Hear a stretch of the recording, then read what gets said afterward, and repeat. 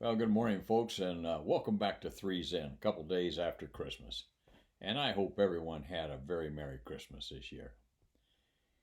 Over the years, um, undergraduate pilot training and pilot instructor training would shut down for 2 weeks over the Christmas holidays. And there were some fun things that happened during those times. Um, the first one I experienced was when I was in pilot training at Randolph. One of my classmates decided he and his wife were going to drive back to Massachusetts for Christmas, where their family was from. That would be John and Glenda Keith. Matter of fact, John and Glenda are still very special to me. We named our son after John and Glenda. We didn't call him John and Glenda. That'd be a little clumsy, so we decided to call him Keith. But anyway, I get sidetracked. So John and Glenda decide to head out in the evening from Randolph in San Antonio, and they're driving north. And John drives at first, and he gets a little bit up the road, maybe a little bit north of Dallas, and he starts to feel a little fatigued. So he asks Glenda to drive, and she said, "Not a problem." And so John says, "When you get to Oklahoma City, we're going to take I-40. Not a problem." So John swaps seat with Glenda, and off they go again, and John falls asleep.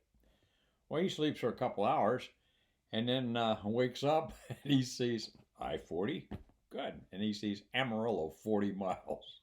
She turned the wrong way. And John was typically John. He was hot. But he couldn't get too hot because, oh well, it happens. But anyway, it was tough on him, but it makes for a good story now, 50 years later. Still laugh about that. Anyway, um, I was an instructor at Vance Air Force Base from 1975 through the end of 1978 through November 78. And over Christmas, often if we stayed there in a local area, we would use that opportunity for the IPs to fly. And boy, we had some fun during those times. At any rate, it was a laid back operation, and we were all in a good mood. In an earlier video, I told you about the significance of briefings to make sure everything goes right. Well, we briefed this up this one day, and off we went. And once we got on the 210 departure rail out of Vance, we went over to Kansas City Center. And we all went over there, and instead of just checking in normally, everybody got head nods. So I think Jack Dyer was leading. Jack Dyer goes, Dasher, and the guy in his back seat goes Dancer, and number 2, Prancer, Vixen, Comet, Cupid, Donner, Blitzen. It went off like a champ. And then Jack says, Kansas City Center, guess who? Those guys were always just super to work with. And they just started laughing. They kind of got a kick out of it, and so it went. The next little short story I have for you today again involves operating over the Christmas season.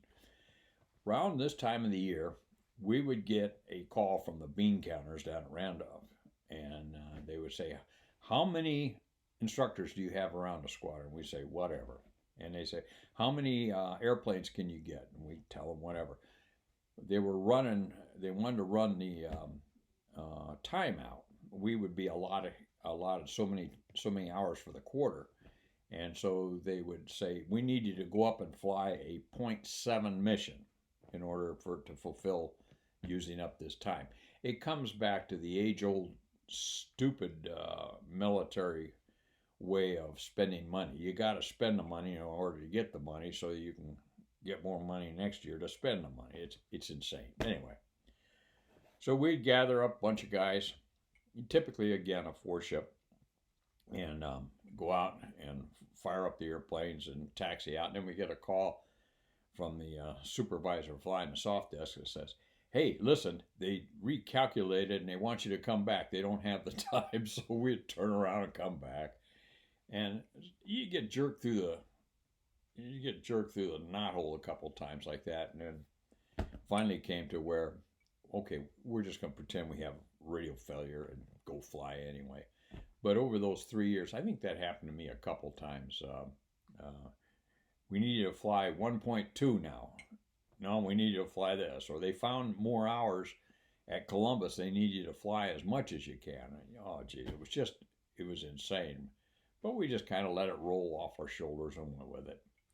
So that's the way the Christmas holidays and flying came together. So good to see everybody, and we'll talk to you here in a little bit.